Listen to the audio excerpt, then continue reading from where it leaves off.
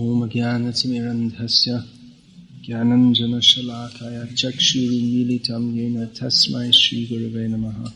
Yesterday we were discussing about Srila Prabhupada's books. Like to sit down? You want to stand up? You can stand if you want, but thinking you might be more comfortable sitting down. And in fact, not only yesterday, but every day we're speaking from Srila, either about Srila Prabhupada's books or from Srila Prabhupada's books. Srila Prabhupada is the founder, Acharya of the International Society for Krishna Consciousness. We often hear it said that Srila Prabhupada is present still today with us. How is he present?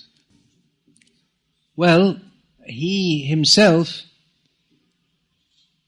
gave the idea of how the spiritual master is always present in his dedication to his, what we might call magnum opus, his commentary on Srimad Bhagavatam. We have to leave a pathway here so people can come through, otherwise they'll block up more and more at the back. Please leave a... Incoming devotees will all sit in the middle, right in the middle of the path, so you have to tell them to come in. Srila Prabhupada wrote that this Srimad Bhagavatam is dedicated His Divine Grace Om Vishnu Pad Paramahamsa Parivrajaka Acharya Bhakti Siddhanta Saraswati Goswami Maharaj Prabhupada. He lives forever by his divine instructions and the follower lives with him. So the important part of the prominent feature, or the most important feature of the Guru is his instructions. What is the difference between a Guru and an ordinary person? An ordinary person eats, sleeps, goes here and there, sometimes gets sick, and a Guru does also. But what the Guru speaks is of a quality completely different to that of ordinary persons. Ordinary persons speak only about how they can eat, sleep, go here and there, get sick, and all the bodily functions and mental functions. And the Acharyas speak from a platform beyond this mundane eating, sleeping, growing old, growing sick, and dying. They speak of a platform on which the eating, sleeping, living is of pure bliss, where there is no growing sick, there is no death. So these, the words of the Acharyas are preserved in their writings. And those who hear the messages of Godhead, they become elevated to the platform of Godhead, the platform on which Godhead lives, the platform on which Godhead exists. This is Bhakti Yoga. Yoga means linking. The link between ourselves and Krishna has become weak, practically to the extent that it appears to be non-existent. So that linking process begins with hearing. The sounds from the spiritual world, they penetrate the coverings of ignorance over the heart and reach to the soul. This is why Srila Prabhupada's books are not ordinary books. And even among many other spiritual literatures or Vaishnava literatures, Srila Prabhupada's books have a unique position because they are especially commissioned by Krishna for saving the fallen souls of this Kali Yuga. This might sound like a cliche because it's repeated so many times, but it is an essential fact and deserves to be, and thus deserves to be repeated repeatedly. An essential fact. It's not just something that we parrot off dogmatically. That we can understand by reading Srila Prabhupada's book.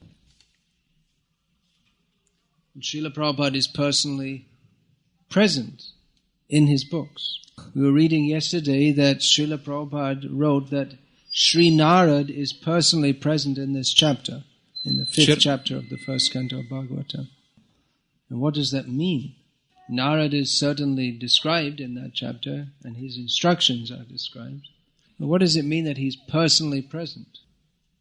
It might seem that he's impersonally present because only his instructions are recorded there. But because the instructions of the spiritually realized persons are non-different from their personality, therefore Narad is present in his instructions. The speaking of a pure devotee of Krishna is not some mental fabrication that emanates off the tongue, but is pure spiritual sound directly linked with Krishna. And the pure devotees live only to serve and glorify Krishna. Sure. Therefore there is no difference between the speaking of a pure devotee and his very personality. That's why Prabhupada Prana, this can be understood to mean the very life of Prabhupada is the order of his spiritual master. This is the meaning of Guru Mokha Padma Vakya Chetete Koriya Aikya, making the words from the lotus mouth of the spiritual master one with one's heart. That the pure devotees their desires are fully and intensely absorbed in Krishna and fulfilling the desire of Krishna. So there is no difference between their words and their very personality. Their words are not limited by time, space, or material thought. Their words are not constrained within the world, within the atmosphere of material desires, which are always changing. Therefore, the words that Narad spoke so many thousands of years ago are just as relevant now as they were then. They are eternal truths, and we can benefit from them as much as Vyasadeva benefited from them. So Srila Prabhupada is present as his instructions, which are systematically presented in his books. Srila Prabhupada's lectures, conversations, letters, they're all there, they're all instructions of Prabhupada. But he especially gave importance to his books. That's why we have to be vigilant not to change the message in his books. Even if the intention is apparently good, we have no right or no mandate to alter the message which Srila Prabhupada has given us. And interpretation is also one kind of alteration. Now, there has been some controversy because Srila Prabhupada's books have been edited. But there's a difference between editing to improve the linguistic presentation and adding one's own interpretation. Within the English-speaking world of devotees, there is some controversy which will probably go on and on and on, because after Srila Prabhupada's departure, his Bhagavad Gita as it is was edited and republished in an edited form.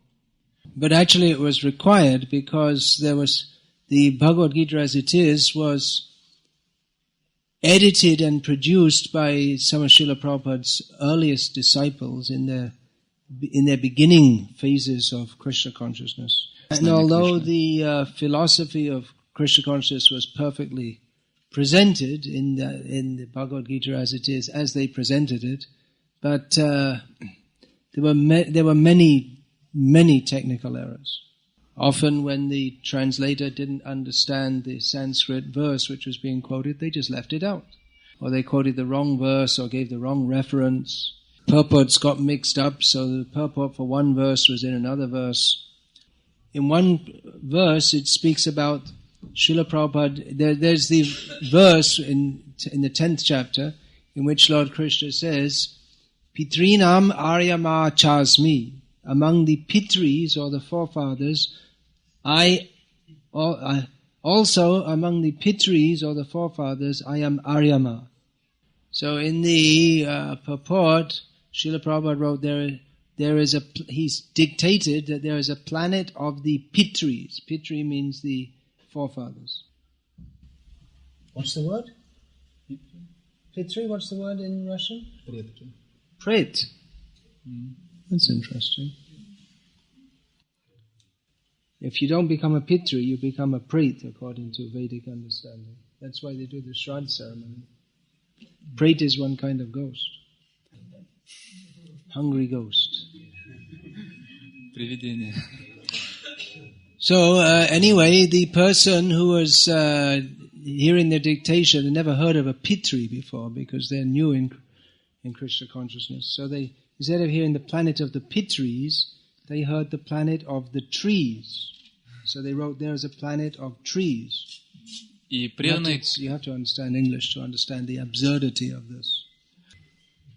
So in the old edition, it said there is a planet of the trees, which is nonsense. But it's written that Prabhupada wrote this, but Prabhupada didn't say that. So it should have been edited and changed. And it is in the new edition. So unfortunately, there are some fanatical people who say, no, you can't change it. But it's just changing it to what Prabhupada said and what makes sense and what follows the verse, instead of some nonsense which was introduced by his well-meaning but inexperienced editors. Here's another example. In the Srila Prabhupada wrote that about cleanliness, that one should keep clean by regularly bathing, washing one's clothes, shaving, etc. The early disciples of Srila Prabhupada were mostly hippies, and in the early days of the movement, Srila Prabhupada was not very strict. So many of the early devotees, some of the early devotees had big beards. It doesn't mean you should have big beards. So anyway, maybe Prabhupada is making the point to them that by saying that you should cleaning your clothes, shaving, etc. But Prabhupada's first editor had a big beard, so instead of shaving himself, he shaved the words from Prabhupada's purport. So thankfully, we now have Bhagavad Gita as it is, and not according to, fully as it is, and not according to Hayagriva, the hippie who became a devotee, who was still in hippie consciousness somewhat at the time. So anyway, this is just one example of the many ecclesiastical and theological controversies that are inevitable in ISKCON as in any religious organization. Do you know what ecclesiastical means? It means concerned with the religious organization. It's inevitable. And maybe that is why Srila Prabhupada said that your love for me will be shown by what? What is the saying? What is it? Your love for me will be shown by what? Your love for me will be shown by your cooperation. That's the usual way that quote is misquoted or not fully quoted. Prabhupada didn't speak in such a vague way. Vague way. Vague, V-A-G-U-E, unclear. Prabhupada didn't use words like, we should all love. Prabhupada wasn't one of these bogus people who just threw out vague terms with no specific meaning. You find all these bogus people, they say, oh, we should just love everybody. Love, or peace. Just saying peace, and everyone thinks, how wonderful, peace. But nothing practical or concrete. So Prabhupada, he didn't say we should just love. He's made it specific. We have to know who is the object of love. That is Krishna. If we don't channel our love to Krishna, then that love is simply lust. Prabhupada didn't hold peace conferences or just speak of peace. And for that matter, he didn't hold yagyas for peace or even Harinam yagyas for peace. But he made it very clear, according to the message of Bhagavad Gita, that there cannot be peace in the world or individually unless we recognize three principles. What are those three principles? Bhuktaram, Yagyatapasam, Sarvaloka Maheshwaram, Suhridam Sarvabhutan, Bhutanam, Gyatva Mam, Shanti Mrichati. We have to recognize that Krishna is the supreme enjoyer, the supreme proprietor, and the supreme friend. So similarly, Srila Prabhupada did not say that your love for me will be shown by how you cooperate, just extremely vague. Cooperate. He didn't say that. He said your love for me will be shown by how you cooperate to keep this institution together after I have left. Now, isn't that a lot more clear and specific than just the vague term cooperate? It's not such an easy thing. Because certainly in the theological field there are different outlooks, and different outlooks are usually held very strongly. The tendency for deviation is manifest. It's apparent. It's prominent.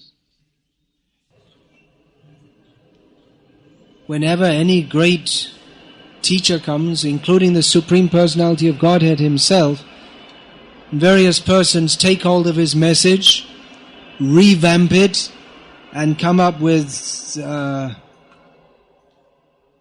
opposite understanding or an opposite of what the actual intention of the speaker was. That's why the Bhaktisiddhanta Saraswati said that the atheists have captured the pulpits. The atheists have captured the pulpits. The pulpit is it's like the dice from which a religious speaker speaks. Dice. It's the podium from which the religious speaker speaks. It's called a pulpit. There is no greater enemy to the world than atheism in the garb of theism. There's an amazing article by Bhaktisiddhanta Saraswati Thakur saying this. And he said there's no way to stop the atheists grabbing the pulpits, taking hold, taking command of it. Therefore, Bhaktisiddhanta Saraswati Thakur gave so much stress to production of spiritual literature. And in his purports, maybe the main theme was specifically delineating pure theism from its various imitatory forms.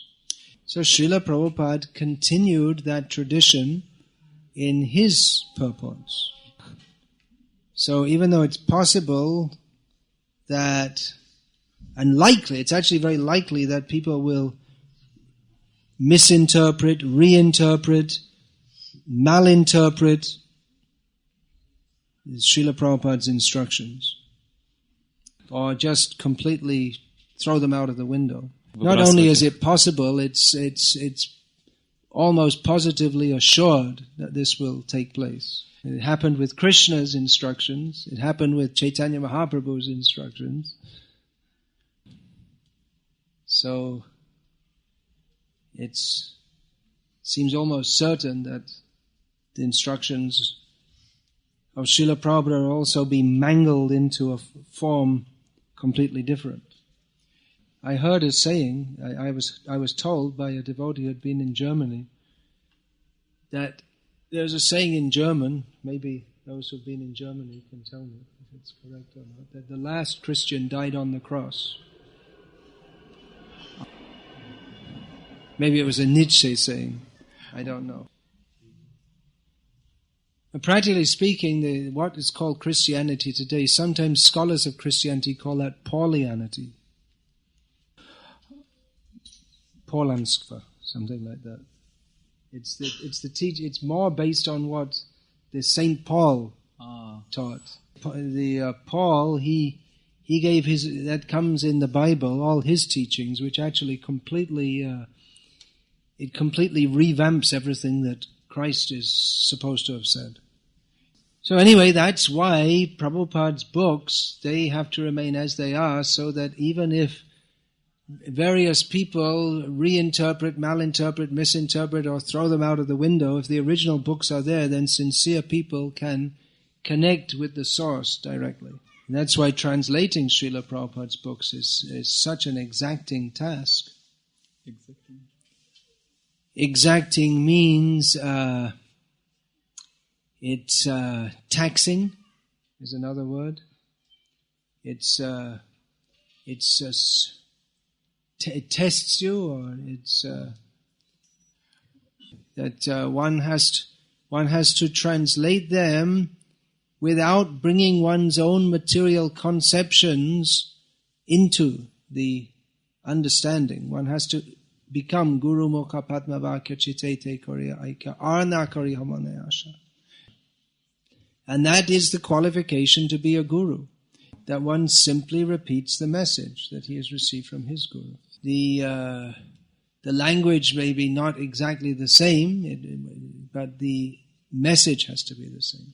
That's why we see that sometimes there's confusion within our movement, that, well, one guru says this, someone else says that, but then we have to check, what does Prabhupada say? Because the only qualification to be a guru within ISKCON is to repeat what Srila Prabhupada has given us. We say Guru Mokha Padma Vakya Chetete Koriya Aika Ana Koriya Mane Asha, because the Guru's words are non-different from Shastra and the previous Acharyas. They may say, well, then what do I need a guru for? I can just read the Shastra myself.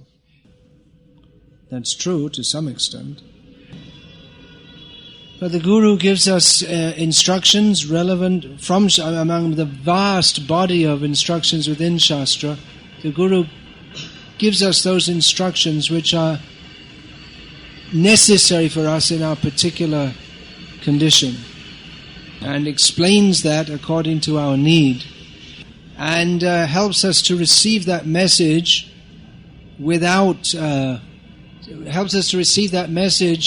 clearly and purely. Because even when we're reading, we have the tendency to filter what we hear through our preconceptions and material attachments.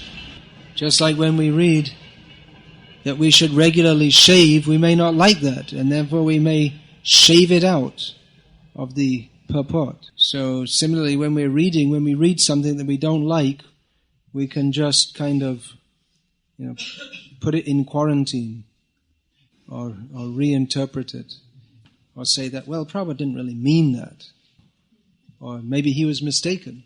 I mean, I don't think that's right, and I know better than Prabhupada, so Prabhupada must be wrong. That's the attitude of the Mayavadis, that Krishna, he was quite a good philosopher, but he wasn't quite right, so we have to reinterpret for him. So we have to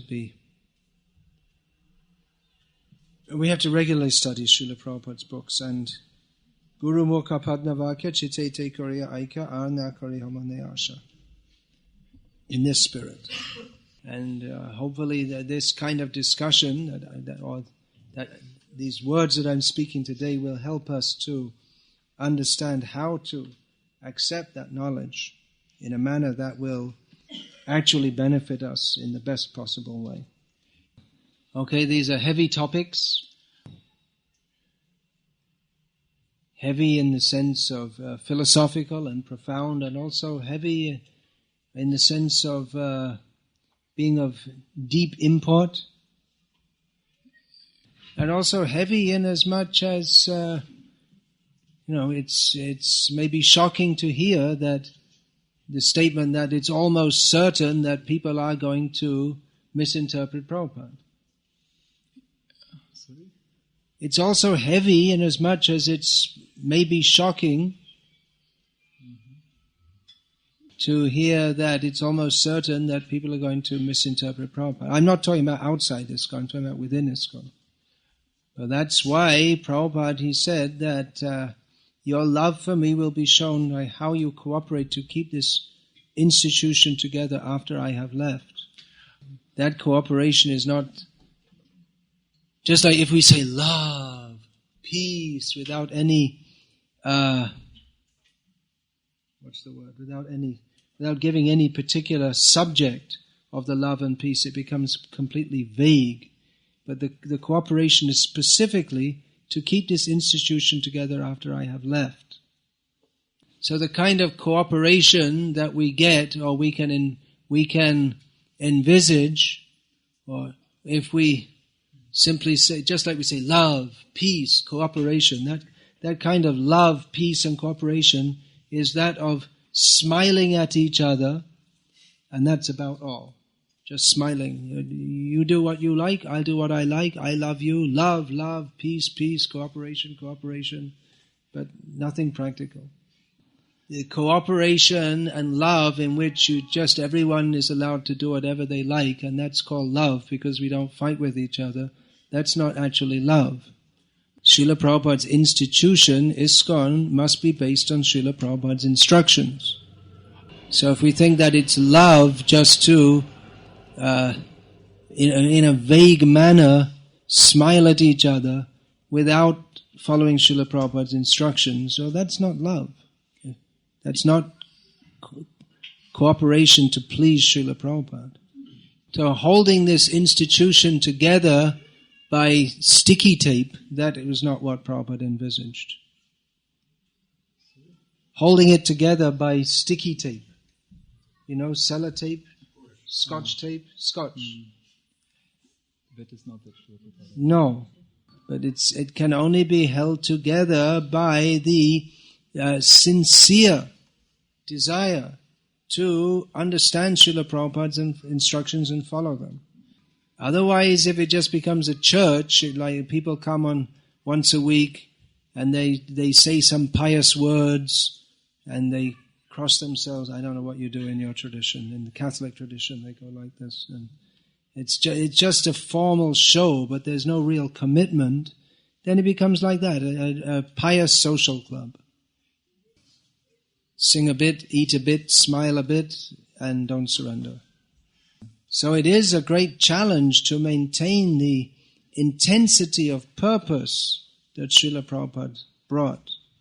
We like to see pictures or photographs of Srila Prabhupada smiling, and we like to hear stories of him telling jokes. But Srila Prabhupada, as a pure devotee, his devotion for Krishna was intense. It wasn't simply a matter of smiling and joking. He pushed devotees hard to surrender to Krishna. So, maintaining Srila Prabhupada's instructions purely without watering them down with the poison water of material desire, that is a great challenge. And to cooperate on that platform is a great challenge. All right, there are some questions. Yeah, you can read them. He wants to ask on the topic. All right, write it down. Запишите. Could you please tell about pilgrimage of Sri Krishna Chaitanya to Vrindavan? Yeah, everyone likes stories. But I don't like to tell stories unless there's some philosophical message, because I see that Prabhupada, he preached like that. He didn't just tell stories for the sake of telling stories. Srila Prabhupada's effort was always didactic. So you may like to hear and you'll be happy, but instead of asking, tell me some lila, better to ask, tell me, just like Sanatana Goswami told me, tell me that which is required for my purification. So in the course of hearing, Bhagavatam, then all the Leelas will come out. But unless one is on the platform of appreciating Leela beyond material desires, then it's better not to ask, tell me this Leela, that Leela. We should ask, please instruct us so that we may become purified. Last year I was in a program somewhere in America with Prahladananda Maharaj. Someone asked him, could you tell us something about your personal experience with Prabhupada? Sorry? He said, no, I won't tell you. I'll tell you some of the important instructions I received from Srila Prabhupada. And he went on to recite how we're not the body, we have to surrender to Krishna and all these kinds of things. So afterwards he said to me that people, they just like to hear stories as some kind of entertainment, but what we need to hear, that should be heard. So it's better that we want to hear about Chaitanya Mahaprabhu than wanting to hear about some materialistic person. But then why do you want to start at his highest ecstasy? Start at the platform which we can understand. Why don't we want to hear his instructions to Rupa Goswami or Sanatana Goswami, or how he defeated the Mayavadis? Yeah. What's the one relevant to the class? Still right again. It's a long question.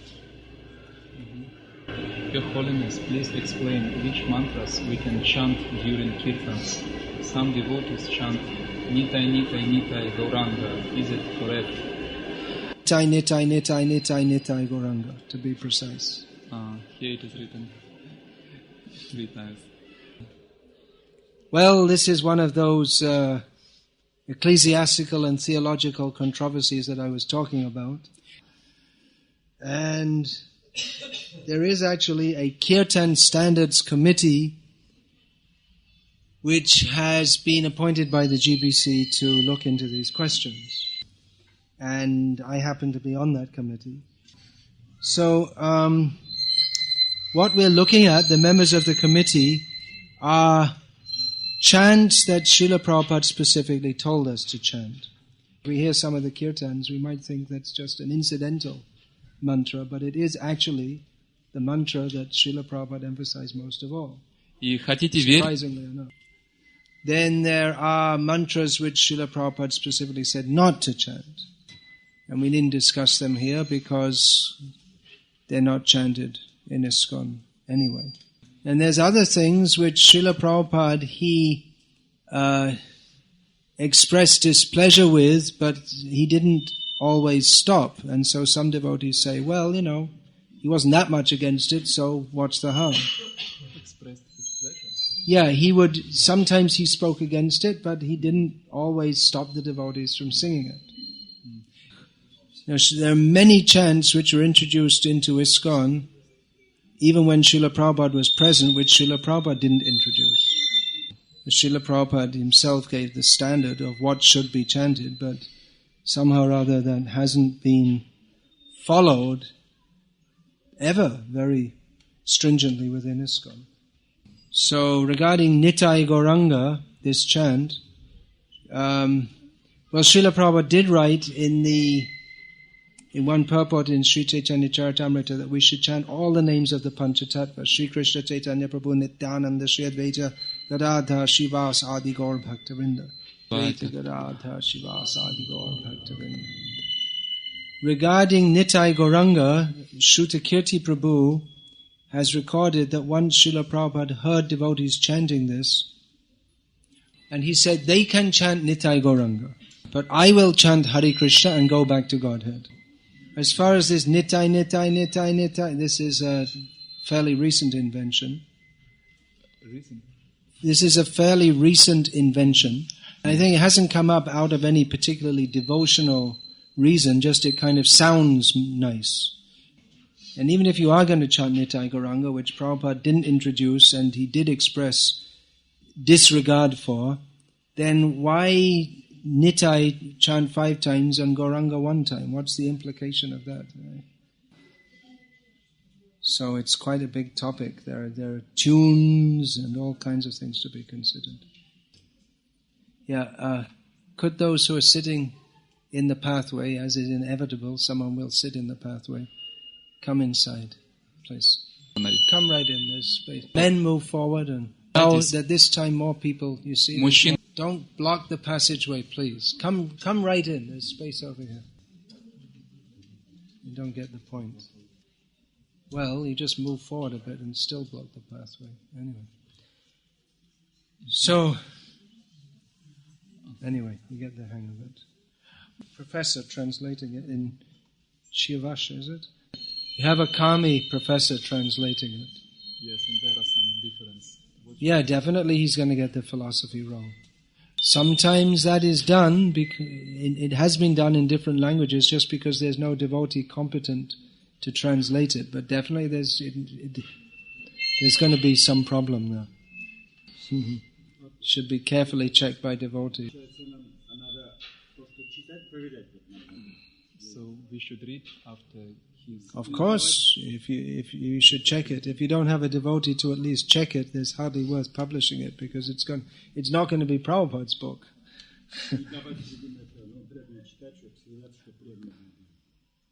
It says you translate from English to Russian to Chivasha, and you might end up with something, quite different.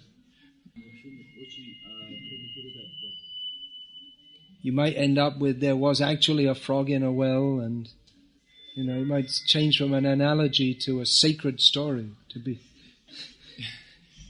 Saint Frog. Святая лягушка. Or the frog incarnation. Well, that's less likely to happen, but you never know. But philosophical changes are inevitable because they don't understand the philosophy. You can't understand the philosophy unless you're a devotee. They might even start reading some Mayavadi books to try to understand the Indian philosophy better. So, it's said that a blind uncle is better than none, but we hope. There might be some circumstances in which no uncle is better than a blind uncle.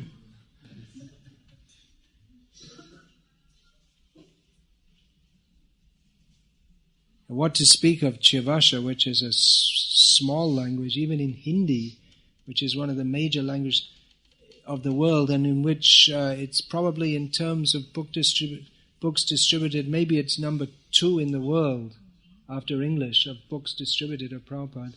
And after so many years, all the books are being re-edited to edit out the occasional Mayavad that slips in due to our editor. Anyway, it's a long story. It may be due to difficulties in language also.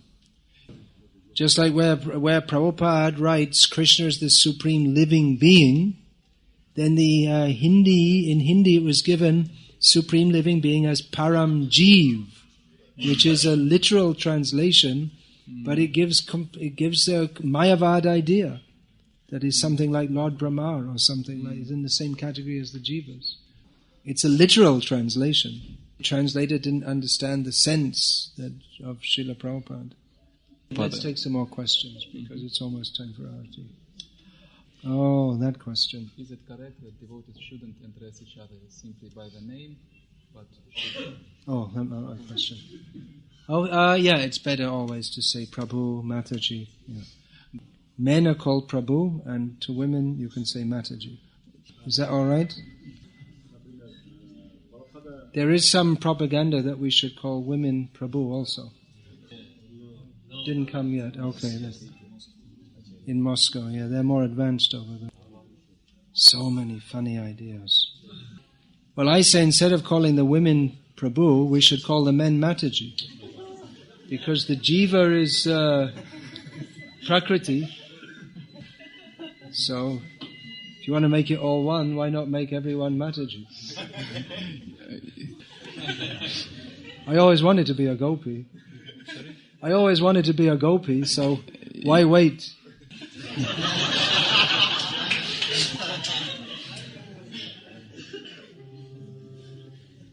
Wait a minute, now they're going to put this on the internet. Sahajya, Bhakti Vikasa Swami's Sahajya preaching. Fortunately, they wouldn't know the difference, so it won't make any difference anyway. They may not know the difference between actual Siddhanta and Sahajya because they've made it all into one, so I can get away with it. Actually, this idea of women's liberation, Prabhupada was very much against it, and it's actually a great curse to human society. And the worst sufferers are the women. В действительности, эта идея освобождения женщин, эмансипации, Шрила Прабхупада был очень сильно против нее, и она является великим проклятием для человеческого общества. И the women also be free to become cosmonauts and, what else they say, airline pilots and all this kind of thing. But actually they end up in the factory or driving a bus. And the worst sufferers are the children. Because they don't have a mother. The mother's busy trying to become a cosmonaut. Working in a factory and dreaming of being a cosmonaut. So the children come home and there's no mother and there's no food and there's only a TV. This is going on. But another thing is that feminism is another inevitable result of the industrialized consumer society, which is another reason why Srila Prabhupada stressed so much on the going back to the agrarian way of life. Otherwise, it's very difficult to have any sane civilization. It's very difficult to even think clearly about anything. Therefore, there's so many strange ideas in modern life. And therefore, so many psychological disturbances. In the Netherlands, which is one of the most densely populated, industrialized countries in the world, the Netherlands, Holland, in which actually the people are very intelligent and capable. Even though it's a small country, it's prominent far beyond its population and size. And surprise, surprise, they have a very high incidence of psychological disturbance among their population. So they discovered a wonderful treatment for schizophrenics and others. They send them to work in the field. Wonderful cure for mental disturbances. They might have thought that if they hadn't changed the whole society and made it all industrialized, that they wouldn't have had so many problems in the first place. Okay, more questions. I think where's Rasbihari? Is he there? He's there. Shall I answer these questions and then the arati can go on while I'm answering the questions? We sometimes do that when the class gets extended. Okay, next. Should the devotees of the opposite sex who know each other greet each other, and can they talk to each other, or they just pass each other not greetings? Difficult question. Because on the one hand, we don't want to be impersonal. On the other hand, for the sake of maintaining the proper atmosphere, men and women shouldn't mix any more than necessary. I have a dilemma about this myself. Actually, before I took sannyas, then I had much less dealings with women. Sannyas is like I was a brahmachari, so brahmachari is, especially if you're living in India, you don't have it's not necessary to have any dealings with women. Although again, if you're preaching means preaching to humankind, not only to mankind, and at least half of mankind is womankind also. But the culture there is such that people can understand that, all right, brahmacharis, they don't mix or deal much with women. Sannyas is like a kind of social religious figure. and people expect you to bless their families and guide their families and become like the spiritual head of a family. So I have this dilemma because it's, some among the ladies, some of them expect you to like smile at them, and others don't like it if you smile at them. So you don't know who's who or what mood they're in. So,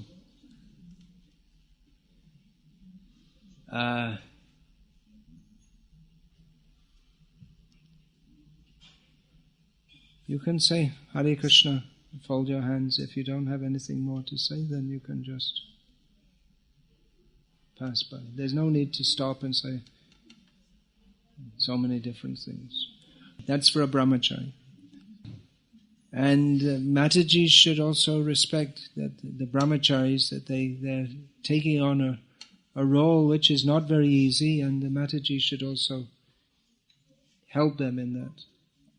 Then again, you have the situation in a small temple where there's lots of service to do, and then just like in the kitchen, it may be that the brahmacharis and the Matajis are mixing.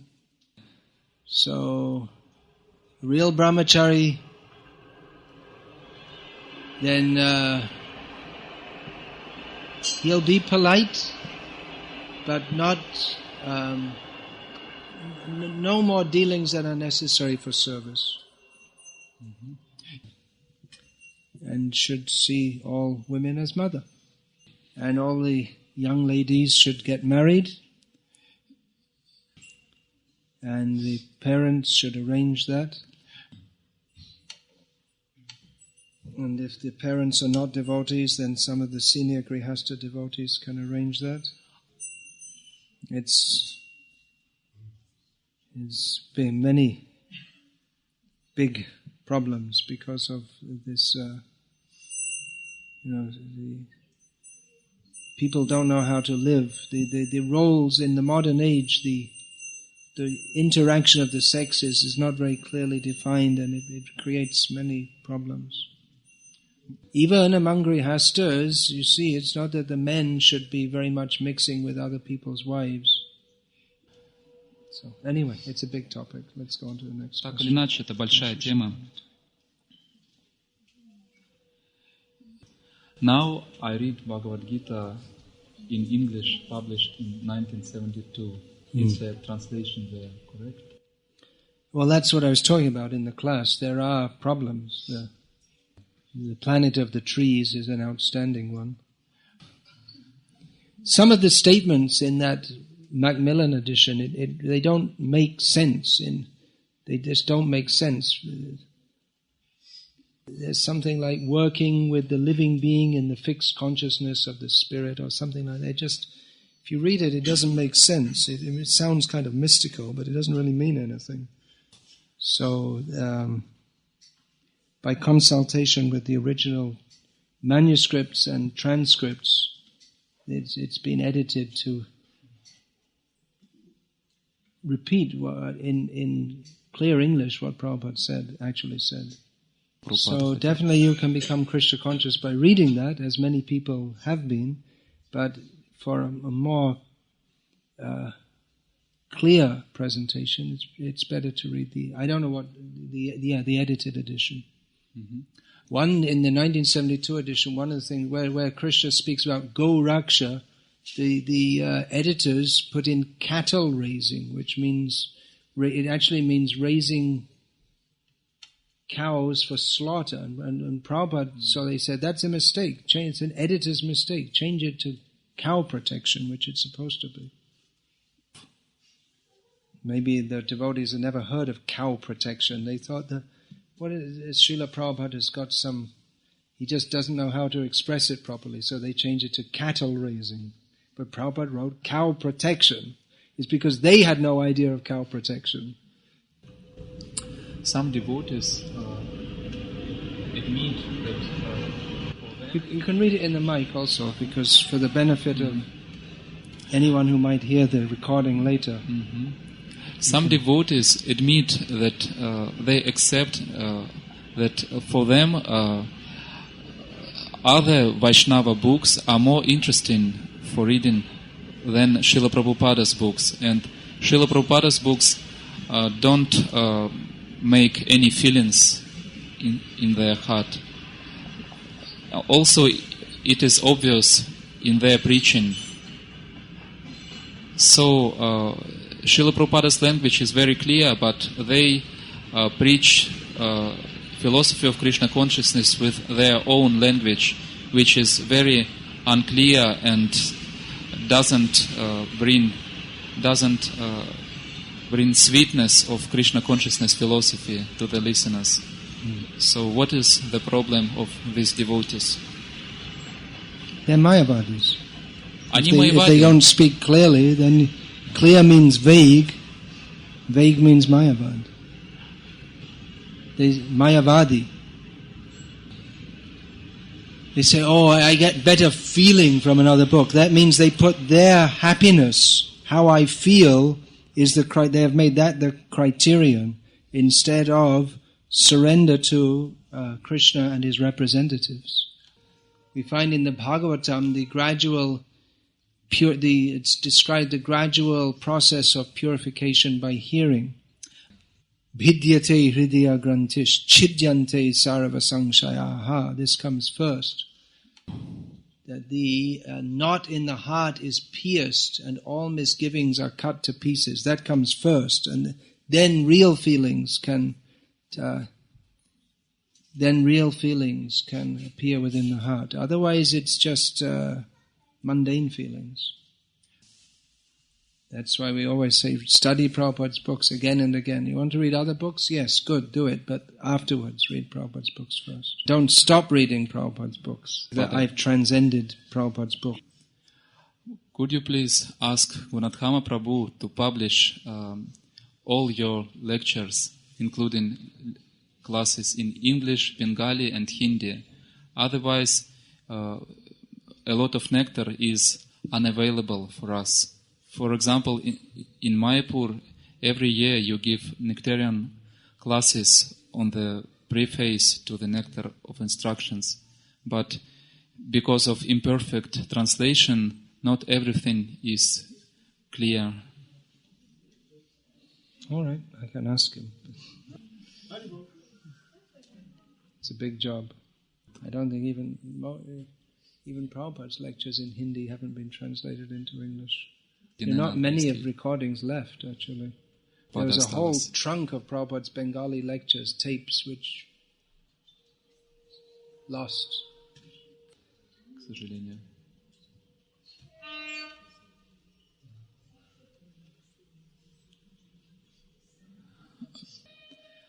What should simple, ordinary devotee do? How he should behave if senior devotees behave improperly according to Srila Prabhupada's instructions? For example, if senior devotees drink water by touching the glass during the class and when the altar is open.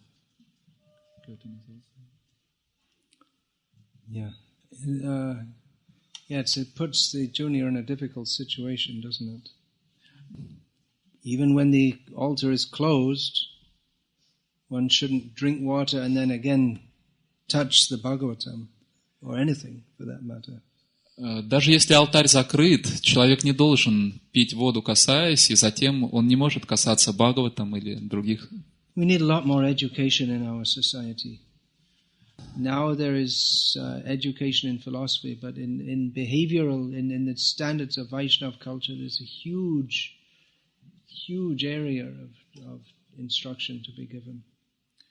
It's Bhagavan Pandit Prabhu came to me this morning and asked me to tell him something about a seminar on Vaishnava culture, but where do you begin? There's so much. It's too vague to say, tell me something about Vaishnava culture. It's a big subject.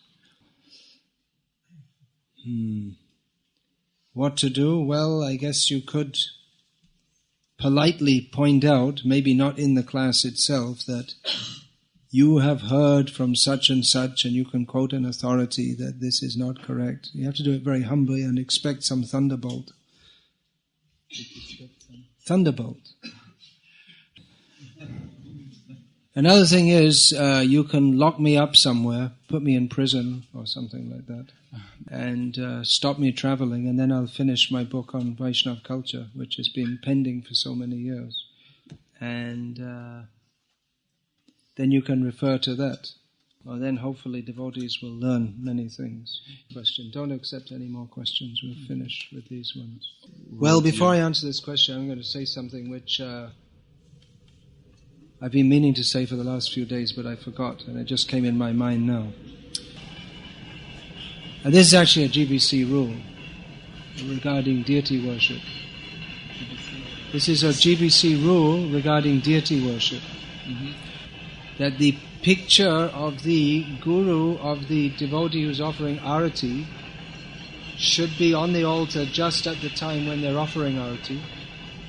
Actually, not even on the altar, it's supposed to be at the side of it, and it should be significantly smaller than that of the previous acharyas, including Srila Prabhupada.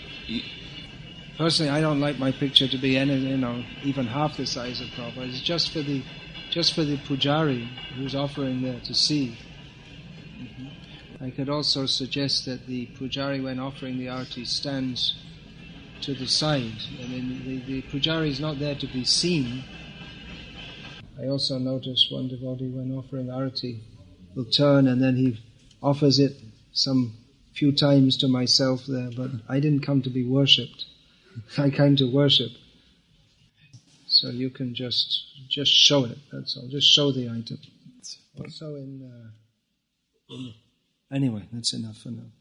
What's that question? What was that question again? Just tell me briefly. That devotee should perform devotional service. Yeah. No, actually, that's not exactly what I said, that we shouldn't perform devotional service for our own purification, but when we rise above the neophyte platform, we don't think only about purification, but we think of how to spread this mission, spread this message to others. So we hear many questions, how to chant attentively and this and that, but actually this comes automatically if we dedicate ourselves to the mission of the acharyas. Not exactly automatically, but we get so much impetus when we throw ourselves into the preaching mission. If our emphasis is only on our own spiritual advancement, then we haven't really caught the current of Chaitanya Mahaprabhu's teachings. Sometimes local authorities often says that we should perform devotional service under the guidance that we need a spiritual counselor. What did Srila Prabhupada say on this topic? And sometimes local authorities can be interested not to allow devotee to leave this particular place. How important is it to follow instructions of local authorities in the temple? Well, that was the system. He didn't use the word counselor exactly, but that was the system that Srila Prabhupada set up, that devotees would work under the local temple president. It's just practical, because how could Prabhupada personally supervise so many devotees spread all over the world?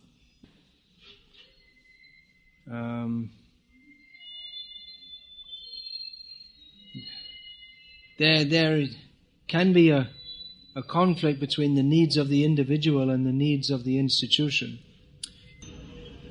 So it requires that the leaders also be sensitive to the needs of the individual devotees, as well as engaging them in activities for the furtherance of the preaching mission. It's very difficult to run a spiritual institution. That's a paraphrase of one thing Prabhupada said. Very difficult to run a spiritual institution. It's relatively easy to run a business. You pay people and they work. If they don't work, you kick them out. But to inspire people to serve Krishna is a different question altogether.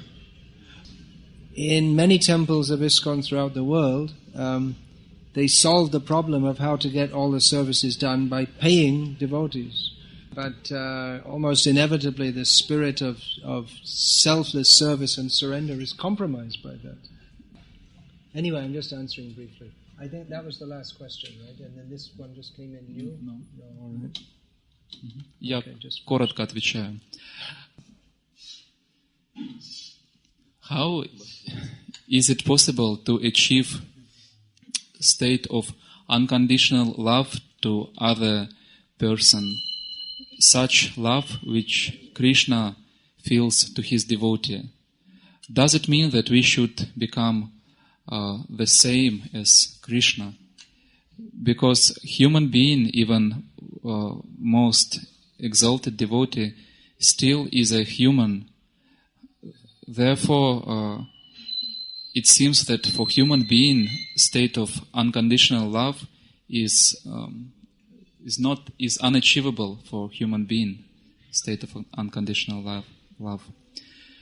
And human being can only try to come to this level, try to achieve this level of unconditional love, but he will never be able to feel it with him completely.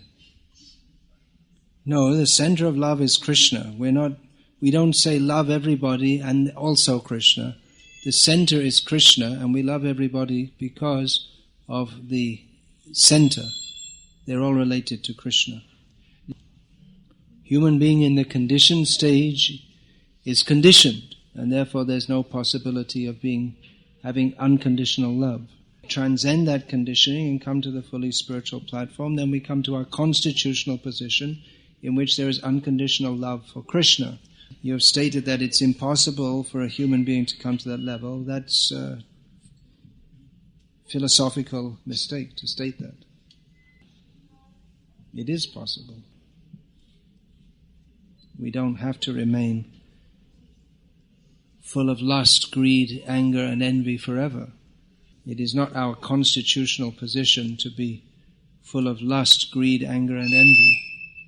It is our constitutional position to love Krishna without any personal desire, and with Krishna in the center, that naturally that love spreads to all other living beings. We can't love all loving beings in the way that Krishna does, in the sense that Krishna has a personal relationship with every other living being. We are limited